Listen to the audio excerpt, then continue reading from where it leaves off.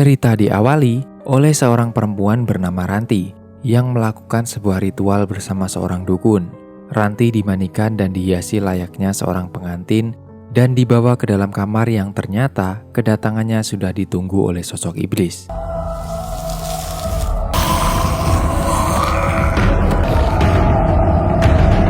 Singkat cerita, kini Ranti mengendarai mobil dengan ditemani saudara iparnya bernama Siti dan saudara iparnya satunya lagi bernama Gita. Menuju ke pasar, ternyata mereka penjual daging ayam. Siti yang sedang hamil harus ikut melayani pembeli yang pesan 2 ekor ayam dan diberikanlah bungkusan plastik warna merah. Beli ayam potong 2 ekor ya?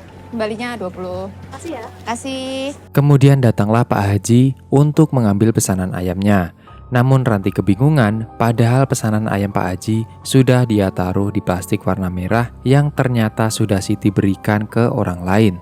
Namun Siti tidak mengakui kesalahannya dan malah hanya membuat di antara mereka berdebat. Ya mana aku tahu itu ayamnya kemana. Soalnya kemarin pas mau dipotong dianya nggak mau. Tapi tetap aja nadamu tuh nggak ngenakin loh mbak. Beralih di rumah, anak kecil bernama Nina alias anaknya Ranti menemui bapaknya bernama Bowo dan bilang kalau bapaknya selalu nggak ada waktu untuk Nina karena mengingat pekerjaan Bowo adalah seorang nelayan. Ada Eyang, ada Tante Gita, Pak Lek, Bule, rame ya. Tapi kan nggak ada bapak. Kemudian muncul adiknya Bowo bernama Bayu. Di sini Bayu adalah suami dari Siti. Kerjanya hanya adu ayam yang membuat Bowo tidak suka. Ya ada duit lah, kerja apa? Aduh ayam kan tahu mas. Aduh ayam kok dibilang kerja, Bay? Hingga mereka ribut dan dilerai oleh ibunya yang bernama Ibu Dian. Dan melihat belum ada sarapan di meja makan, Ranti dan yang lainnya yang baru saja tiba di rumah malah mendapatkan omelan dari mertuanya.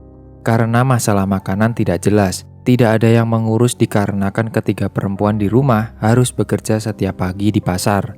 Ditambah Siti sebagai menantu kedua hanya bisa menghindar dan menyalahkan Ranti saja.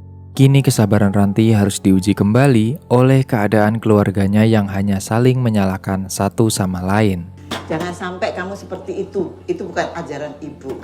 Tapi tetap saja harus bisa mengatur waktu dan mengurus rumah. Kemudian Nina berangkat ke sekolah diantar oleh Gita yang membuat ibu mertuanya harus bacot kembali. Bilang kalau tugas seorang ibu adalah mengantar dan menjemput anaknya. Namun Ranti tidak bisa, mengingat setelah jualan ke pasar, ia harus kerja sampingan jualan ayam ungkep di siang hari. Aku harus ngantar ayam ungkep ke pasar.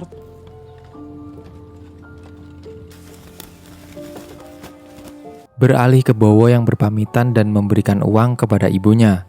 Ditambah Bowo harus ikut andil membantu keluarga Bayu yang sebentar lagi istrinya mau melahirkan, sehingga mereka membutuhkan uang.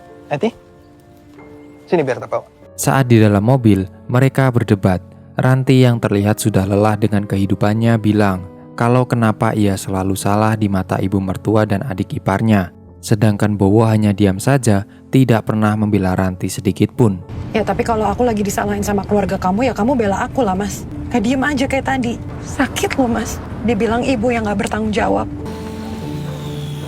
Kini Ranti kembali di pasar dan mengantar pesanan ayam ungkep kepada para pelanggan. Di lain sisi, Bowo tidak mau bekerja ikut mencari nafkah, hanya sibuk ayam tidak jelas.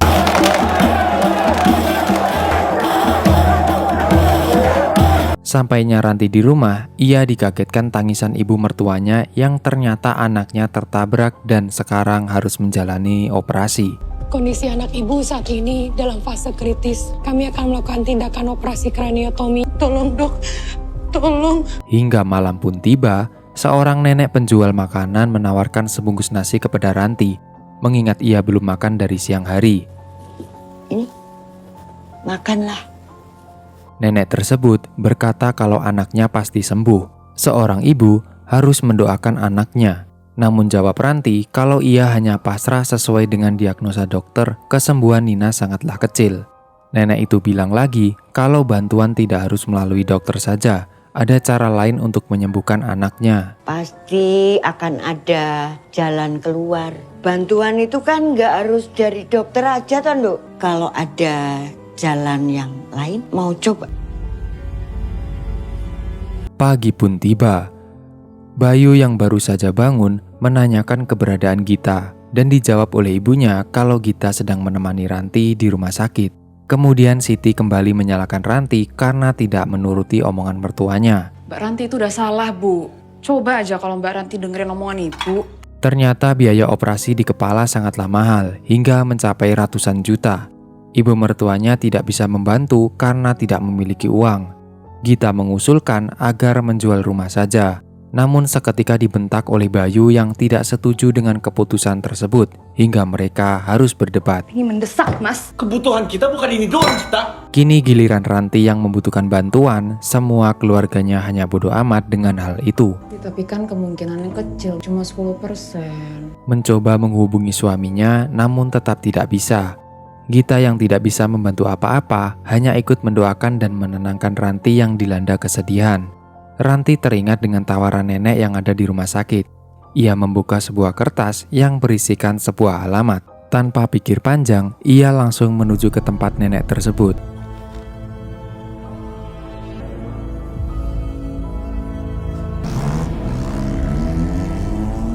Sampainya di sana, Ranti sudah dihiasi dengan gaun pengantin. Ternyata nenek tersebut adalah seorang dukun. Ia bilang kalau malam ini adalah Anggoro Kasih, malam yang penuh kasih sayang. Dengan melakukan perjanjian pernikahan antara Ranti dengan iblis, setelah itu kehidupan Ranti bisa menjadi lebih mudah. Ritual mulai dilakukan dengan menyuapkan segumpal darah kepada Ranti. Kemudian ia dimandikan air kembang dan dibawa ke dalam ruangan pengantin yang penuh dengan hiasan. Ranti diminta mengikuti mantra yang diucapkan oleh nenek tersebut. Haganingsun sautuhe niro.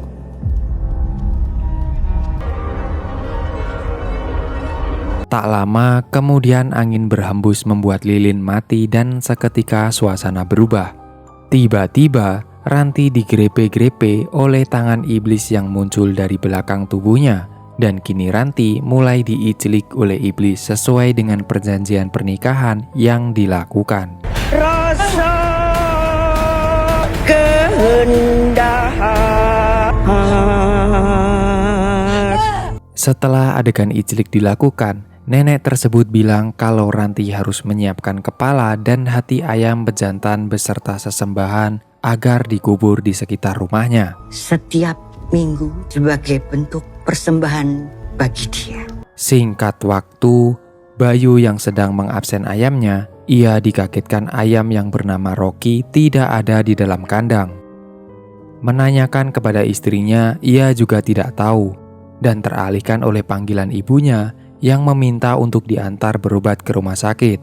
Justru Bayu dan Siti menjawab agar ke rumah sakitnya ditunda dulu saja karena mereka sedang sibuk. Aku dari tadi pagi pusing, Bu. Kan di sana masih ada kita sama Mbak Ranti, ya. Kemudian Ranti datang. Dengan ajaibnya kondisi Nina sudah sehat total, beserta kaki-kakinya juga yang awalnya sakit cacat sekarang sudah sembuh.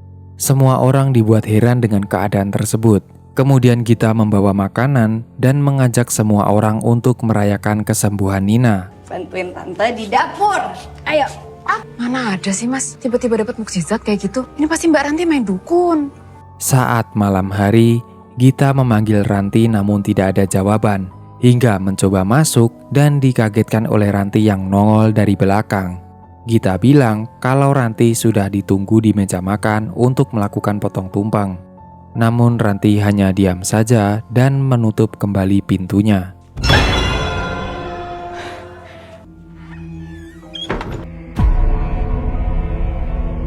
Besoknya, Siti dibuat heran oleh Ranti yang menutup semua pintu dan jendela padahal kondisi masih siang hari.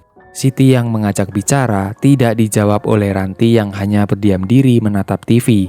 Kemudian ia membuka pintu rumah dan dikagetkan oleh Ranti yang ternyata baru saja tiba bersama Nina. Yuk.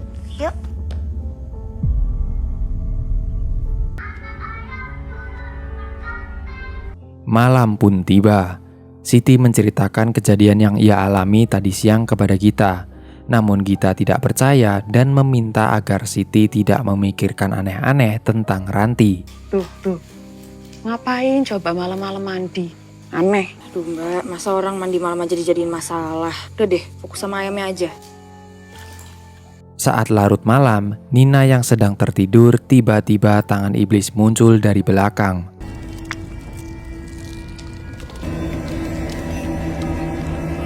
Kemudian Bayu tiba dan meminta istrinya untuk dibuatkan mie rebus. Saat Siti mau rebus air buat bikin mie, ia dikagetkan oleh kumpulan katak ada di depan jendela dapurnya.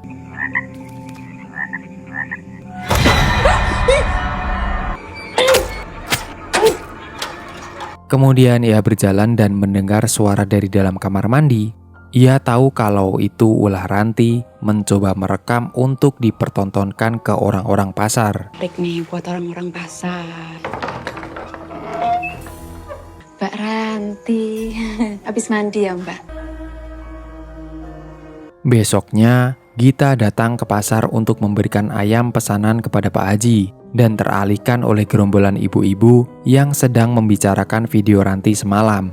Seketika, Ranti yang juga tahu hal tersebut, ia langsung marah kepada Siti dengan membawa pisau dan pembunuhan hampir terjadi. Biar semua orang lain tuh percaya kalau Mbak Ranti itu aneh. Perempuan gak tahu diri kamu, Siti. Coba nggak berani. Ranti udah, Mbak. Malam pun tiba. Bayu yang baru saja tiba lagi-lagi minta dibuatin mie. Kemudian Siti menuju ke dapur dan melihat sebuah panci berisi mie rebus. Siti dikejutkan oleh kedatangan Ranti yang semakin aneh. Ia mencelupkan tangannya ke dalam air mendidih dan memakan daging yang masih belum matang.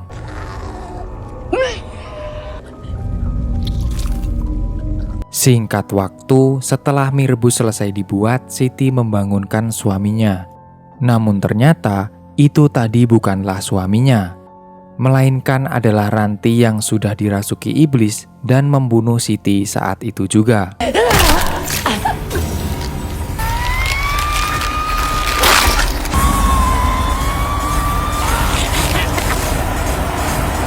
Alarm Gita yang berbunyi menandakan pagi telah tiba. Ia membangunkan Ranti, namun tidak ada jawaban.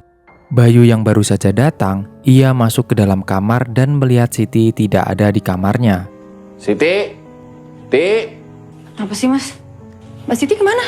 Tahu tidur. Kemudian di pagi hari, mereka semua kebingungan karena Siti belum juga ditemukan. Namun Bayu juga tidak terlalu peduli dengan kejadian tersebut. Ditambah kalau Gita dan Ranti harus mengantar Nina ke sekolah dan berlanjut berjualan di pasar. Biar kita cari sendiri, nanti jadi omongan.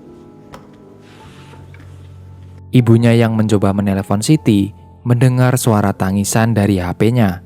Kemudian kursi roda bergerak sendiri dan terlihat sosok mengerikan di belakangnya. Namun terhentikan saat Budian berhasil mengunci kursi rodanya dan ia melihat kanan kiri dengan perasaan kebingungan. Aduh.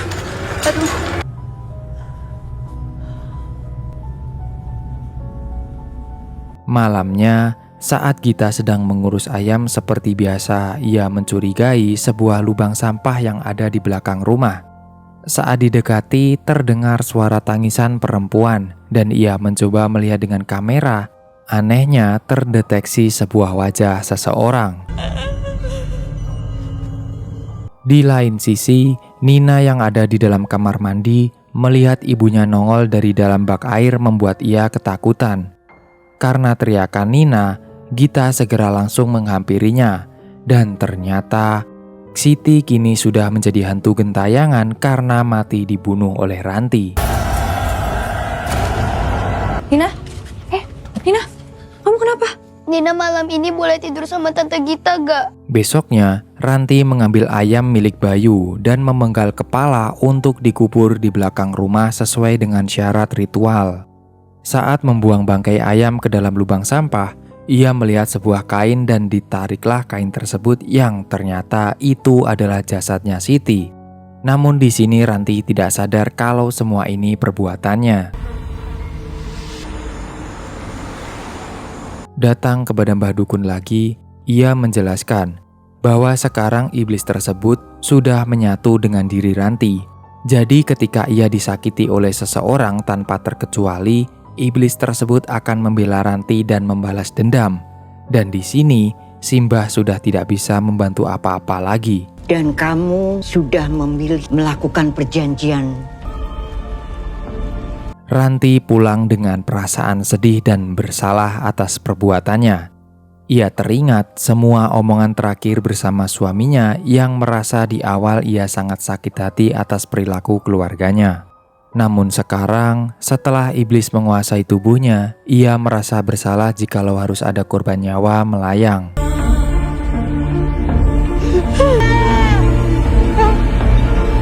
Beralih ke Bayu yang sedang mengikuti pertandingan ayam di pasar. Namun terlihat ayam milik Bayu mengalami kekalahan. Di saat itu juga, ia melihat sosok penampakan yang ia mengira itu adalah Siti. Mencoba mencari ke lorong-lorong pasar siapa tahu ketemu, namun ia tidak menemukan siapapun. Apa sih? Ayammu mati, Bay. Malam harinya, saat mengubur ayamnya yang mati karena pertandingan, ia mendengar suara dari arah lubang sampah. Mencoba melihat, ia dikagetkan ternyata Siti sudah mati. Seketika ia mencari Ranti dan marah kepadanya. Ini baju kamu kan? Gita yang melihat Bayu marah kepada Ranti, ia menenangkan keadaan dahulu dan mengajaknya masuk ke dalam kamar. Sahut ibunya kalau Siti sebaiknya dikubur di halaman belakang agar tidak menjadi omongan tetangga. Nina yang melihat kejadian tersebut, ia sangat kecewa dan takut kepada ibunya. Kok ibu tega? Ibu, Kemudian saat Bayu mengubur jasad istrinya di belakang rumah, ia melihat Ranti pergi ke dalam kandang ayamnya. Mencoba mengikuti dan mencari Ranti, tiba-tiba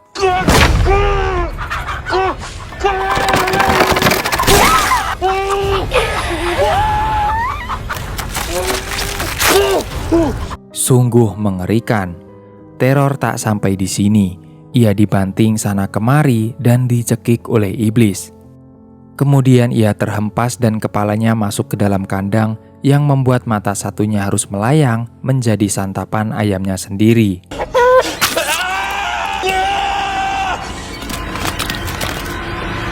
Karena tidak bisa melihat, ia hanya bisa meraba-raba untuk berjalan dan hingga akhirnya tertimpa atap seng mati secara mengenaskan.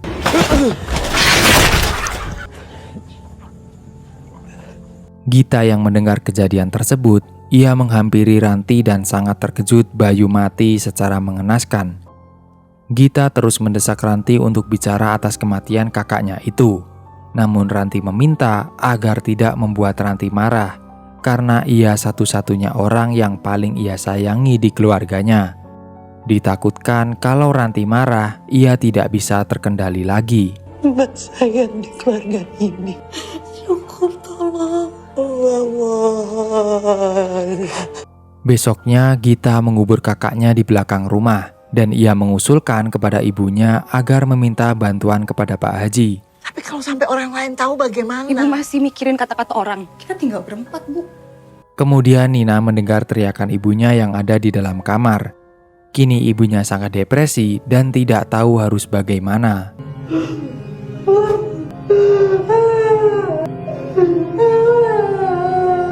Malam harinya, Pak Haji mencoba mendoakan Ranti yang kini sudah berubah menjadi gila dan bukan sosok Ranti lagi yang ada di badannya. Kemudian saat Pak Haji membacakan doa di sebuah gelas, gelasnya seketika pecah, menunjukkan betapa kuatnya iblis tersebut. Kemudian Pak Haji berpamitan dan tidak bisa menolong secara tuntas, hanya menyarankan agar mereka berdoa saja. Saya pamit dulu. Assalamualaikum. Waalaikumsalam Pak Haji. Jangan ikut campur. Gak apa-apa, Bu. Kini cerita sudah ada di puncaknya. Ranti semakin menjadi. Ia menaburkan hiasan bunga-bunga di atas kasurnya dan melihat Bowo sudah pulang. Bowo yang menerima semua informasi tentang istrinya dari Gita, namun ia tidak percaya kalau semua itu perbuatan Ranti. Ibu emang berubah. Nina takut sama ibu. Semenjak Nina sembuh, Nina juga ngerasa ibu aneh. Kemudian Bowo mencoba bicara kepada Ranti, namun tidak ada respon dan justru Ranti terlihat melepas cincin pernikahannya yang menandakan ia sudah menjadi pengantin iblis sepenuhnya. Kamu gak boleh masuk. Masa suaminya sendiri tidak boleh masuk kamar? Ibu lihat kondisi Ranti nggak? Justru Bowo khawatir kalau Ranti yang kenapa-napa. Saat malam hari, Bowo mendengar suara Ranti yang ada di dalam rumah sedang tertawa sendirian. Namun setelah diintip melalui lubang kunci, sungguh mengerikan. Ranti kini melakukan hubungan kembali dengan iblis tersebut dan kondisinya sekarang sudah tidak bisa disadarkan lagi.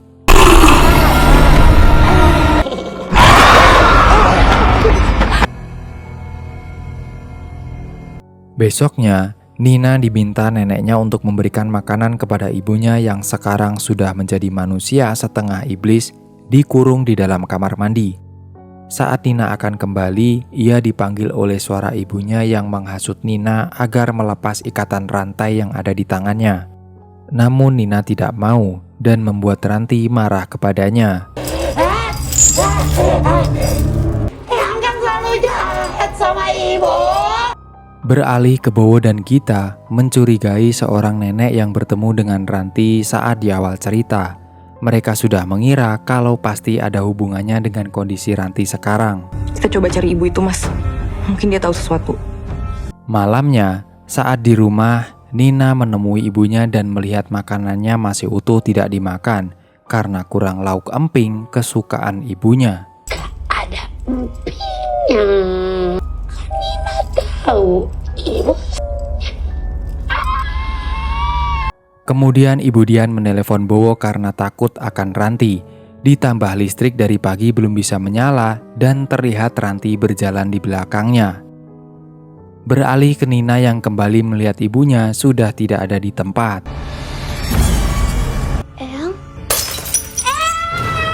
Sungguh mengerikan. Nina mendengar suara teriakan neneknya yang ternyata beliau sudah dibunuh oleh Ranti. Empingnya mana?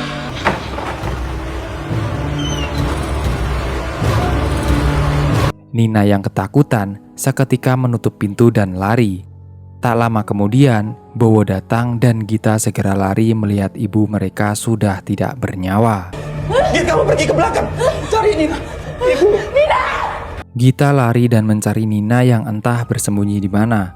Tak menemukan Nina, ia malah bertemu dengan Ranti. Gita mencoba menyerang menggunakan piring, namun hal itu sia-sia saja.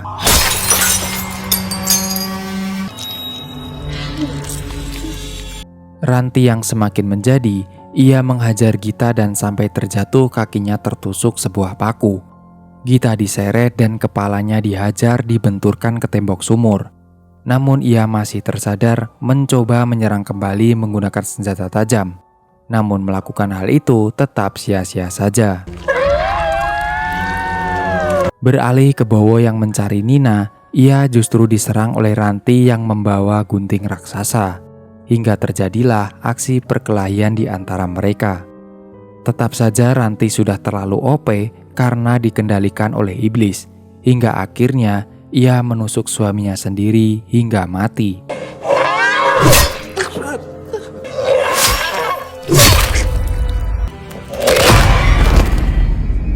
Kini giliran Nina seorang diri dan sudah tertangkap oleh Ranti. Tiba-tiba dari belakang Gita langsung gebuk Ranti pakai kayu. Namun hasilnya tetap sama saja. Nina sebagai anaknya mencoba bicara kepada ibunya. Ia bilang kalau lebih baik Nina kembali cacat daripada harus melihat ibunya dikendalikan oleh iblis. Seketika beralih di alam antah berantah, Ranti mendengar suara anaknya. Dan hingga akhirnya ia bisa kembali tersadar. Nina gak mau ibu kayak gini. Nina sayang sama ibu. Nina rela sakit lagi dan gak bisa jalan. Ranti yang sudah sadar, ia meminta Gita agar pergi membawa Nina. Dikarenakan Ranti akan melakukan atraksi bunuh diri dengan membakar dirinya sendiri. Saat itu juga Ranti berpamitan kepada Nina untuk yang terakhir kalinya. Ibu sayang sama Nina. Maafin ibu ya sayang. Oh, jangan, Mbak.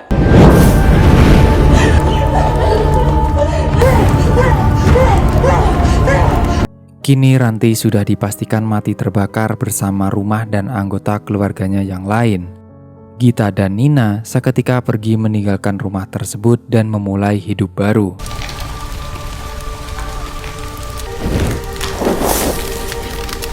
Di akhir cerita, diperlihatkan Gita yang dikagetkan oleh kaki Nina tidak bisa digerakkan. Kemudian terdengar suara dari dalam lemari. Gita yang mencoba membuka pintunya, ternyata berisikan gaun pengantin seperti yang dipakai oleh Ranti di awal cerita.